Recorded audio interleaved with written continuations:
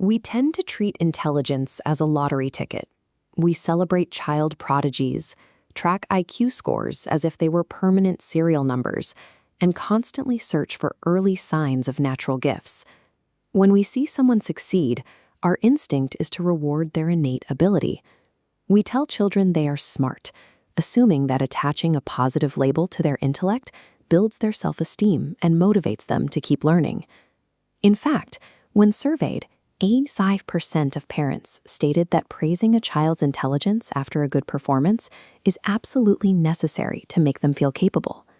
But in 1998, psychologist Carol Dweck ran a study that challenged this intuition. She found praising someone for being smart directly undermines their future achievement. The data revealed a strange paradox. Telling a child they're intelligent makes them fragile and risk-averse. Telling a child they worked hard builds lasting resilience. The ultimate difference between pushing through a difficult challenge and giving up completely often has nothing to do with innate talent.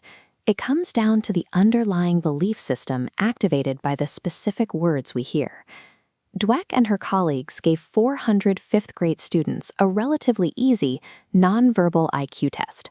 Almost all the children performed well and completed the puzzle successfully.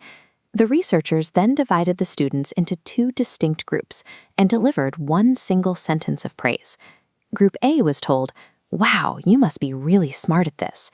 Group B was told, "Wow, you must have worked really hard at this." Next, the researchers gave every student a choice for their second test. They could either take another easy test they would definitely pass, or they could try a much harder test that was described as a great opportunity to learn and grow. This chart compares the percentage of children in each group who chose the harder learning opportunity.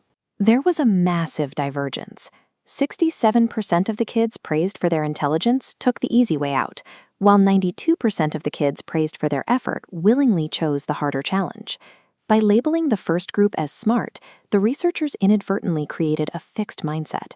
These children realized that if they struggled on the difficult test, they might lose their new status.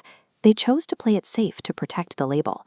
The second group, praised for their hard work, developed a growth mindset. Because their praise is tied to their process rather than their identity, they viewed struggle not as a threat to their self-worth, but as the necessary mechanism for improvement. To test how these mindsets handle actual adversity, the researchers gave every student a third test.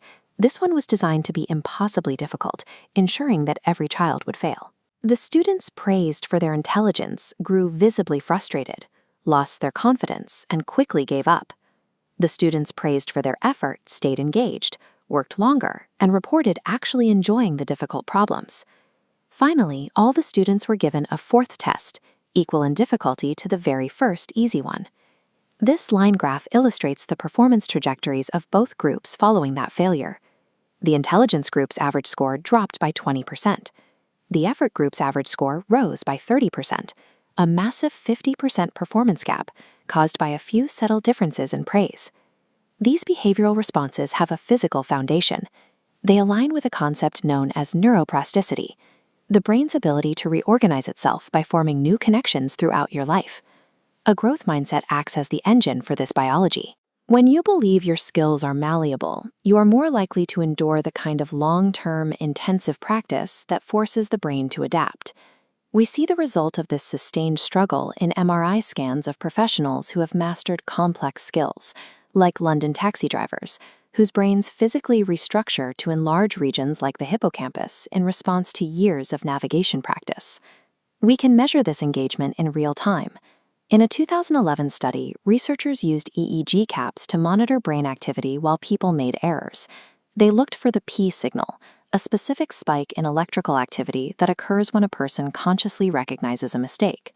The data showed that individuals with a growth mindset produce a significantly stronger error detection signal.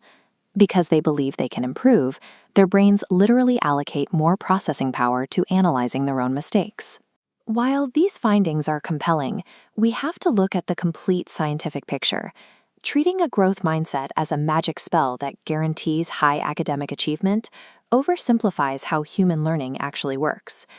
Recent large-scale audits, like a 2019 study by Lee and Bates, along with data from the Education Endowment Foundation, show that mindset interventions often produce null or very modest improvements on students' actual long-term grades. Believing that effort alone dictates success carries its own risks.